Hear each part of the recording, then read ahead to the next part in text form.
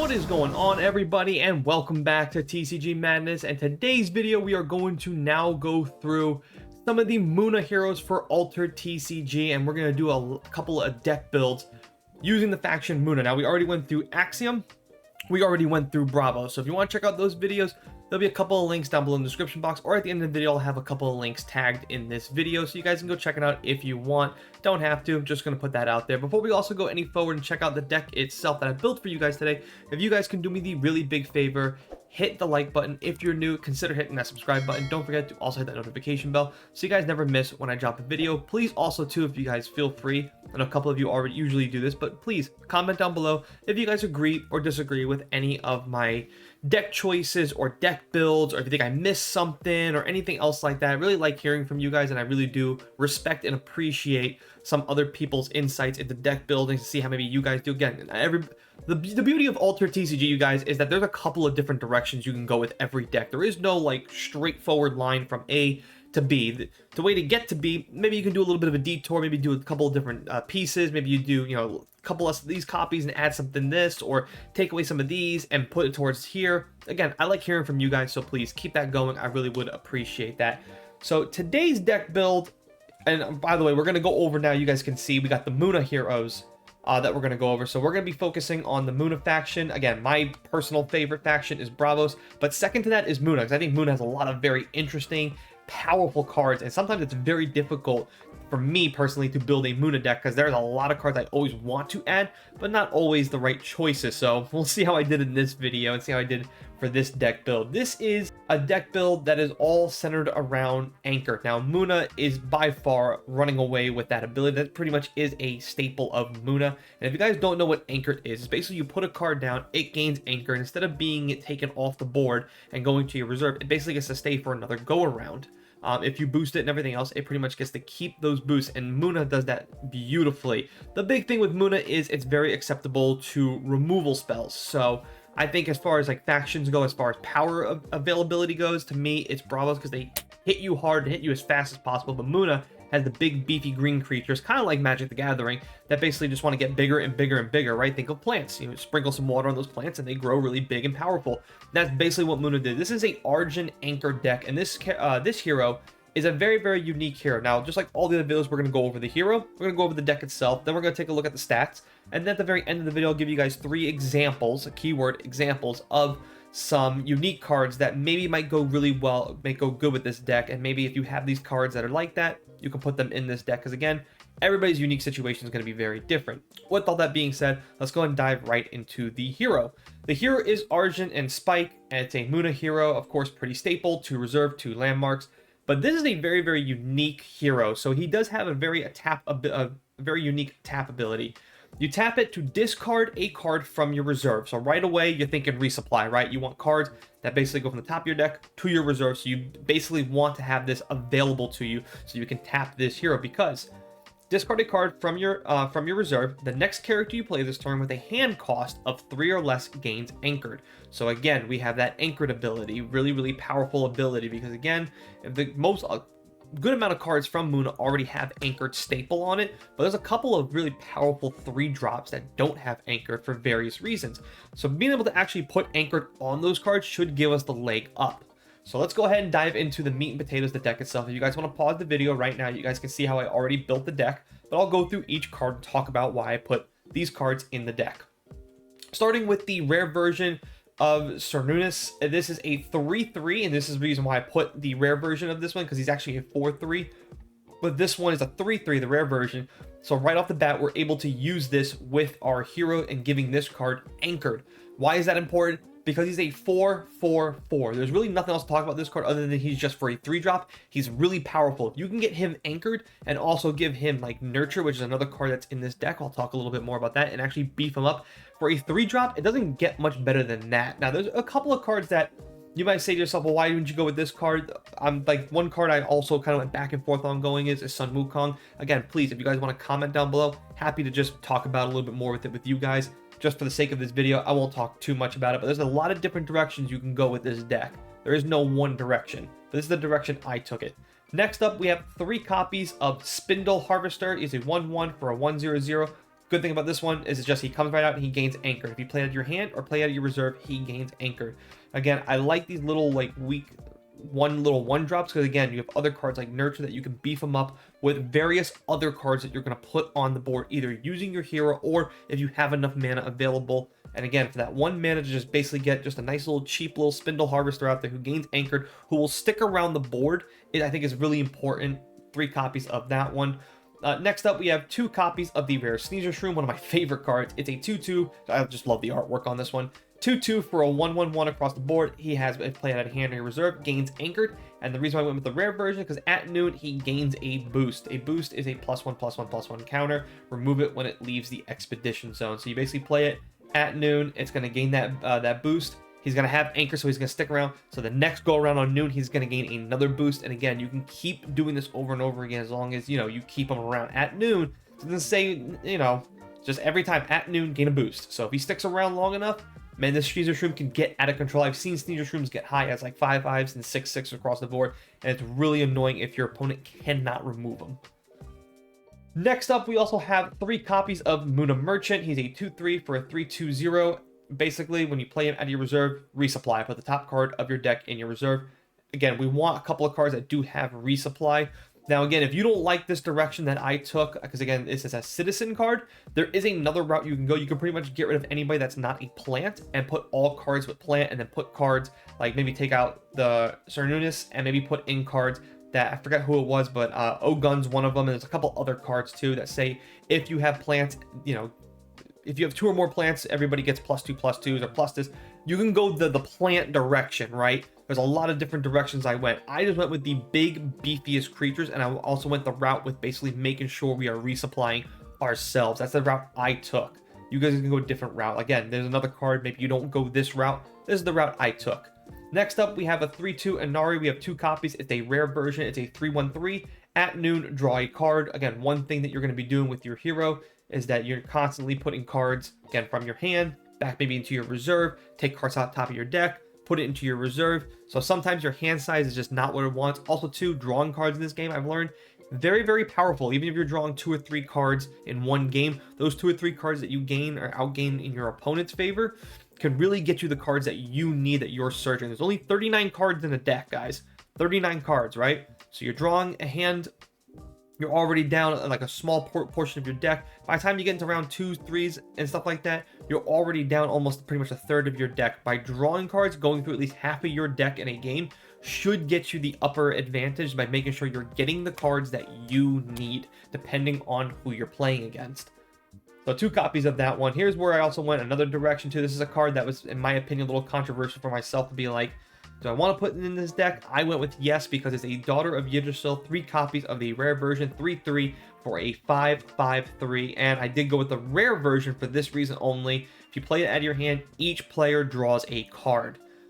The other version, when you play it, basically states that your opponent gets to draw a card. Now, I'm not in favor of giving my opponent any advantages. I don't even like that both of us get to draw cards. I don't even like that alone, but for a 3/3 for a 5/5/3 body card, I can't pass that up in this deck. I do think it's worth putting in this deck because also too, if you can play it out of your hand using your hero's ability, if this card is gaining Anchor, now you have a 5/5/3 that you're also getting to draw a card, and you're going to keep that card on the board, which is excellent because there's not a lot of things that can get rid of it. Between Daughter of Yggdrasil and Ceronius, I mean, right there, you have a 4/4/4, you have a 5/5/3. If you have both of these on the same, maybe on your hero side or something like that, that's a 9/9/8.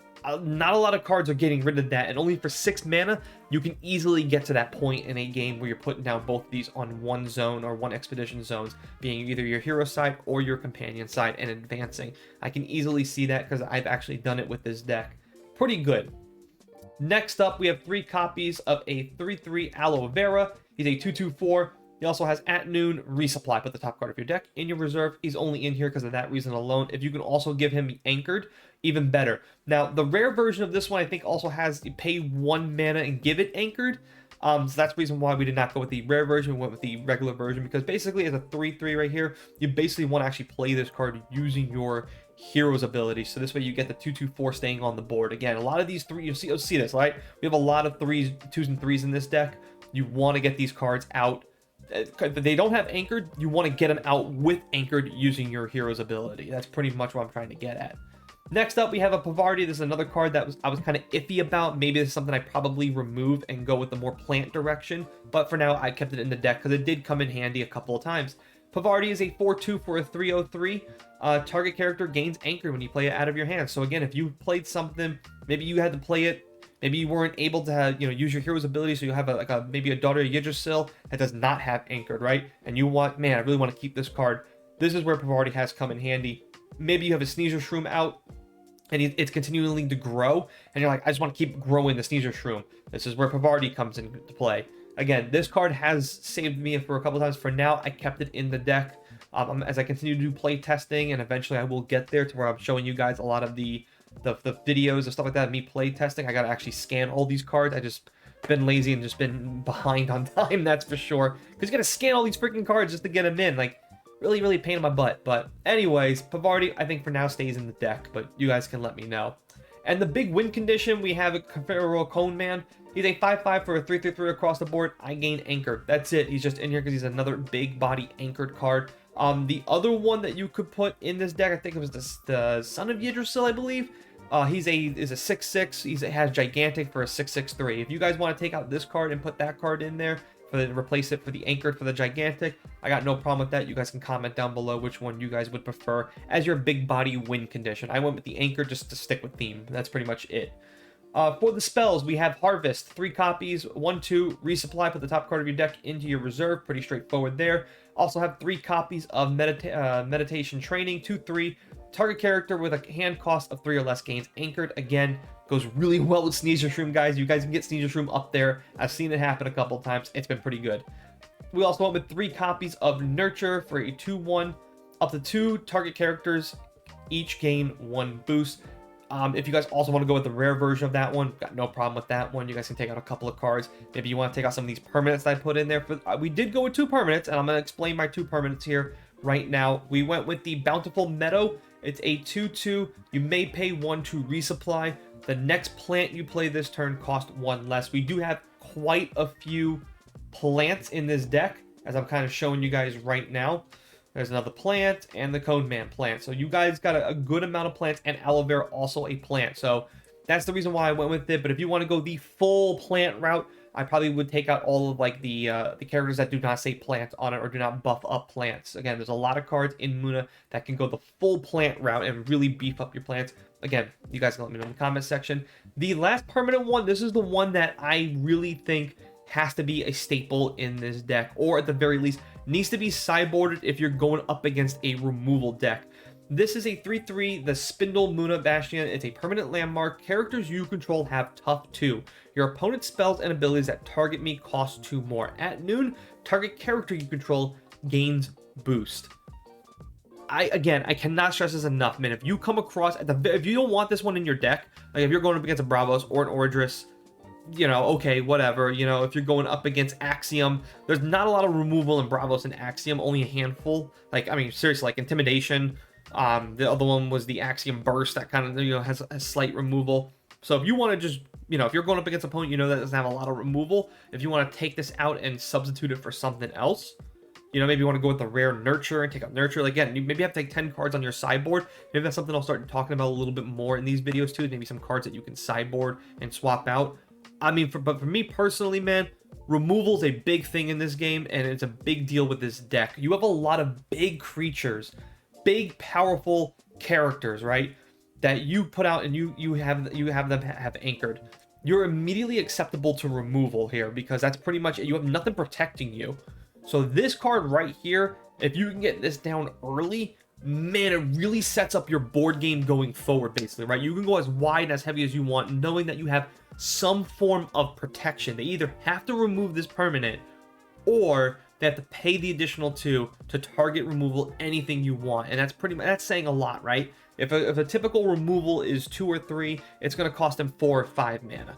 And that's doing a lot right there to really hinder their progression of removing your spell. So any type of protection you can give yourself, I think, is definitely needed with this deck. But you guys can let me know if you agree or disagree. That's going to do it for the whole deck itself. Let's go ahead and take a look at the stats. Pretty much very even, which has been a shocker that I even saw this. I didn't even know I did this, but we pretty much seen a really small hand cost, and then the reserve cost pretty much never mirrored the hand cost. This one, we have a pretty even hand in reserve cost. You can see right there with the 1s, 2s, and 3s being the most dominant, a couple of 4s and 5s, and then right over here again, it's pretty much the exact same thing with the reserve cost. 1, 2s, and 3s being the most dominant, no 4s, and the 1, 5 being the cone man. For the attributes, 71 4s, 52 mountain, 59 ocean. I got these two as close as I can. With the mountain one, you may suffer a little bit, but if you're boosting your characters properly, you can easily outbalance your opponent. 9 spells, 5 permanents, 25 characters, 0 of 39, because I am very, very lazy. That's the deck itself. Again, please comment down below. You guys like this deck? Don't like it? What would you change about it? All that kind of stuff. Really like hearing from you guys. With all that being said, let's go ahead and shift our focus to just a couple examples of uniques. We won't spend too much time talking about them. Let's go ahead and do that right now. For the first example of a unique card that I have the Coniferal Cone Man. He's a 6/4, 3/3/4, and I would like this card because pretty much I like this first ability right here for his 6/4, 3/3/4. I gain 3 boost. I mean, that's freaking awesome. Out of your hand and out of your reserve. If you can get cards, if you have unique cards in Muna that allow you to just immediately boost by 2s and 3s, I immediately think it goes in this deck as well, even if it doesn't have anchored, because if you have your hero, or maybe if it has like a 3/3 and it says I gain 2 boost, I would immediately put it in this deck, because with your hero, you'll be able to actually give it anchored. Not to mention a lot of other ways of giving things anchored, but obviously not for something like this big and powerful. But it did have, you may discard a card from your reserve. If you do, I gain anchored. So hey, there you go. We should have plenty of cards in anchored. Plenty of cards in reserve so we can remove from and give this card anchor. This is a good example of something I would put in the deck. Next up is Daughter of Yggdrasil. It's a 4/4 for a 3/5/6. Each player draws a card. You may discard a card from your reserve if you do up to 1 target hand with 3 or less. Other than me, gains anchored. Pretty straightforward. You're this time, drawing some cards and giving some other things anchored.